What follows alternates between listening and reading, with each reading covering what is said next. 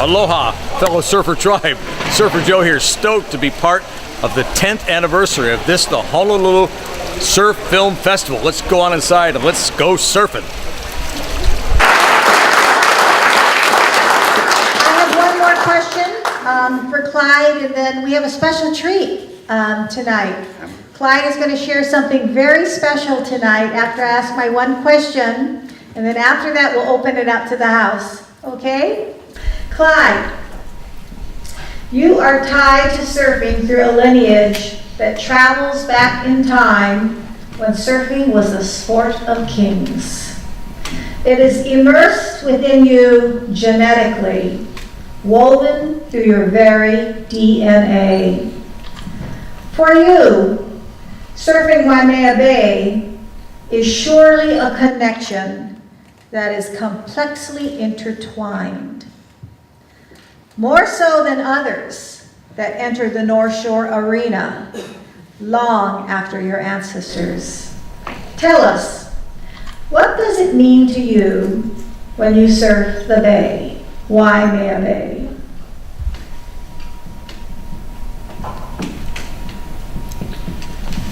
Well, first of all, I want to make acknowledgement to people who was Eddie's hero and my hero.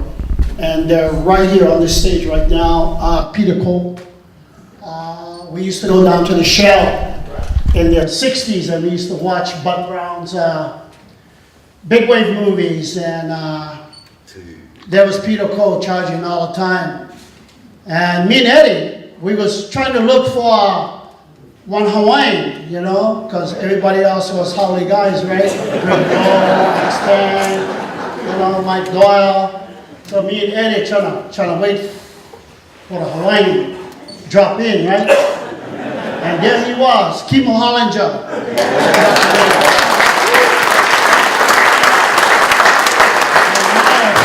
These guys are big inspiration for us, and I'd like to make special alohas to Joe Quigg, because he's ultimately the man. Me and him used to sail in Waikiki, sailboard riding, windsurfing for years, and we used to have a lot of fun with Joey Cabell. Windsurfing was happening. In fact, a very quick one, when we lost Eddie, and we all know that when you lose someone, it's really hard to survive. It's really hard to recoup. Because you miss them so much, you love them so much, you do everything with them, ride the biggest waves in the world, chase the Holly girls, go, fishing, diving, whatever, me and Eddie. But, windsurfing in 1979, Eddie got lost in 78. But in 1979, the sport of sailing, windsurfing, took over my whole body, my whole mind. I never see my wife for 1 year. My business, everything. Big wave riding on the North Shore was zero. And I had engulfed myself in the sport of windsurfing. And that's what really had pushed me above the loss of Eddie. I just wanted to express that very quickly. Another one is I wanted to acknowledge Mark Cunningham, Heater Man, Bonsai Pipeline, Ripple Mark, Bobby Surf, but the question was what now? No, I'm just kidding.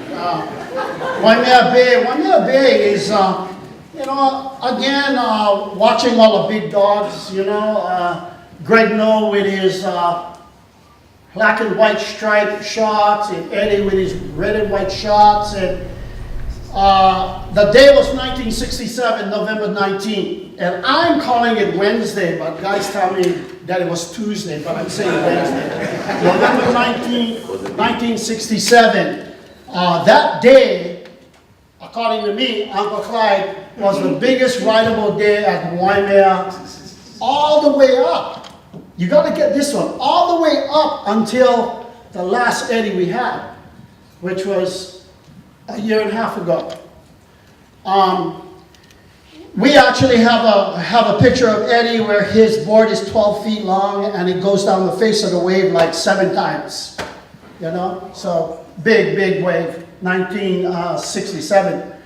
But Eddie was my inspiration all the way, and I wanted to be on the side of him, riding the biggest waves that came in to the bay. And Waimea is really special for us because, a real quick one, my great-great-grandfather was Heva Heva. And Heva Heva, 100 years ago, was the caretaker of Waimea Valley, Waimea Sugarcane, Waimea Park, Waimea Beach, Waimea Bay. My great-great-grandfather 100 years ago was the official caretaker of the entire area. And then fast forward, 1967, Eddie rides the biggest wave in the world at that time. And then Eddie becomes the first lifeguard in 1967. You know, and again, I really want to say very quickly that I joined Eddie in 69 and we worked there all the way up to 78. And we worked there for 10 years and we never lost one life. And in those years, we had no jet skis, helicopters, Zodiac boats. It was just surfboard, fins, and saving lives. So, you know, I'm really proud of that.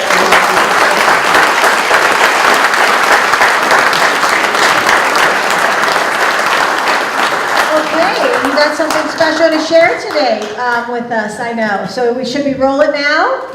Oh yeah, rock and roll. Let's go. I just bought these pictures. If you guys want to kind of turn around really quick, I just wanted to share this about the some photos from the last Eddie we had that I thought you would really want to see really quick. This is a photo of me 40 years ago, Waimea Bay. Okay, next shot. Next. Change. This is a wave I caught 2 waves prior to the Eddie, 2 weeks prior to the Eddie. Just wanted to show you that Uncle Clyde was out there with all the big boys practicing, getting ready for the day. Okay, next shot. This is a pretty big wave. I got dirty licking on this one. I free fell. In fact, I got held down so long on this wave that I had to go to Kaiser Hospital that night because I had a concussion in my head. Okay, next shot. Just out there again practicing riding, getting ready for John Florence in my heat. Okay, next shot. Practicing with style and confidence, I guess. Okay, next shot. The crowd. Waimea, everybody know it gets a little crowded. That's me on the bottom left, paddling out. Next shot. Thank you. This is my favorite board. I've known this thing for 30 years, and it finally broke. Broke it off. Joey, broke it off. Okay.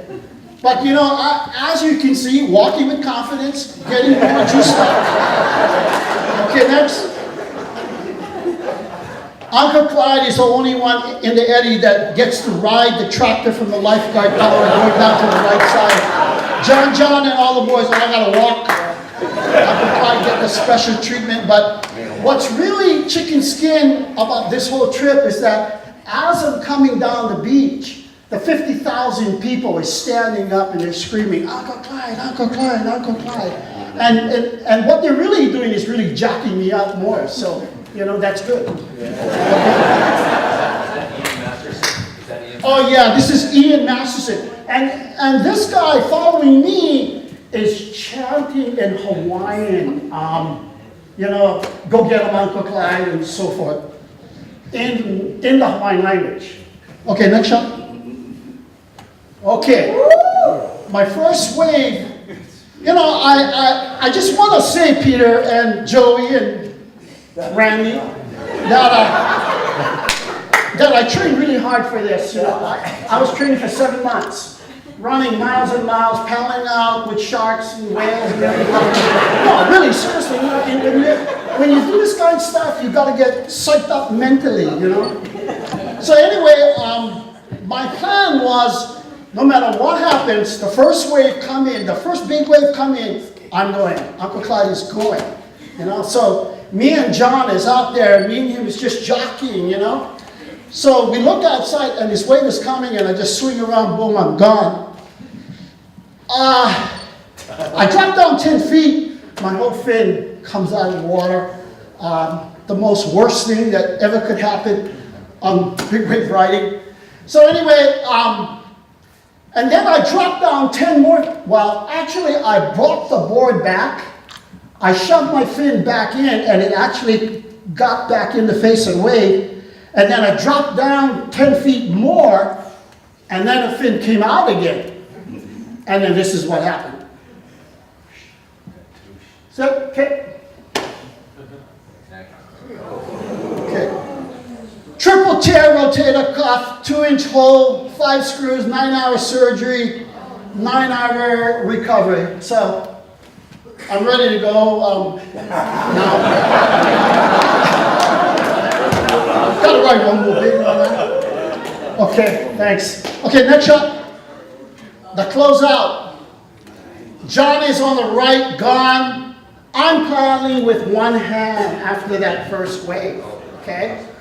I caught 3 more waves, got caught by 2 80-foot waves. This monster is the wave that the 3 jet skis was going like crazy, you know, trying to save them. No, 6 jet skis or 5 jet skis. Yeah, 5.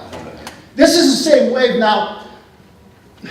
This wave, I was paddling one hand and I gave up paddling because I was going nowhere. And I hyperventilated, getting air in my lungs and everything because I knew I had to go down and hold your breath for a while. The wave came, took me down 20 feet, rattled me like a dog. After that, it took me down to the bottom of Waimea, and it wouldn't let me go. I was on the bottom of Waimea Bay, 50,000 people on the beach, cameras going in, everything, and Uncle Clyde is on the bottom. I can't come up because this monster of a wave is just shoving you down, Jerry. Okay? All of a sudden, I pull my canisters. 1 canister, 2 canister, 3 canister, 4 canister. And my vest inflates. And I'm coming up. But as I'm coming up, I still got to fight to come up. You're going to like this, well, you got to get this way. When I'm about as high as this, higher than the roof, my air is gone. I've been held down pretty long time. My air's gone. When I'm almost to the very top, I come up and I feel like I'm in a church. I feel like I'm in a church and it's quiet. I don't hear anything. And as far as I can see, I can't see anybody, but all I can see, like never before, Peter, the entire Waimea Bay is white. The entire Waimea Bay and out to the ocean is all white. All of a sudden I wake up and I'm okay, and then the ski comes and helps me and everything. Okay, next shot. Another wave, second wave I got caught by. This is not the same wave. Okay, next shot. Some action that day. I think that's a camera guy in the back. The guy on World Surf League. Yeah, this was, by the way, on this day, Waimea Bay was closing out every 15 minutes. Usually we ride Waimea Bay, Peter and us, it closes out maybe 2 times a day or 3 times a day. And it's like, 60 feet. 70 feet, but on this day, it closed out every 15 minutes. That night, I was sleeping in the park. My son tells me, Dad, the waves are coming up the grass. I said, what? Are you kidding? I said, oh man, I like them big, but maybe not that big. I gotta tell him, chew that around. Okay, next. Catching a wave with Wakita. One hand. Okay, next wave. This is my second round. I came in on the first round. I went to the tent with the doctors and they tried to get my shoulder halfway decent and shot me up with IVs. And all I told the doctor was, Doc, we got another 45 minutes. I gotta go ride one more. So that's a shot me going out on the second round. When I went down to the right side of the bay, and all the people were screaming, Uncle Clyde, Uncle Clyde. I mean, I felt like I was in a stadium, and this roar from the mountains was just echoing, you know, like a stadium. And I was standing there and ready to go out, and I just felt like I had to give a speech right on the beach. So I told everybody to, you know, quiet, and I just told them that, you know, Uncle Clyde got all bossed up in that first round, but I promise you, I'm going to go out and catch one more wave. So anyway, okay, next shot. That's my next wave. Decent wave. One hand now. Okay, next wave. My injuries. Just showing my injuries. Next. I work for the Department of Education, taking care of over 300 homeless kids, students, Farrington High School, making sure that they get breakfast and lunch and school supplies and bus tickets. Next shot. Out of all the guys, Uncle Clyde made the front cover of this magazine, and hooray. Thank you, everybody.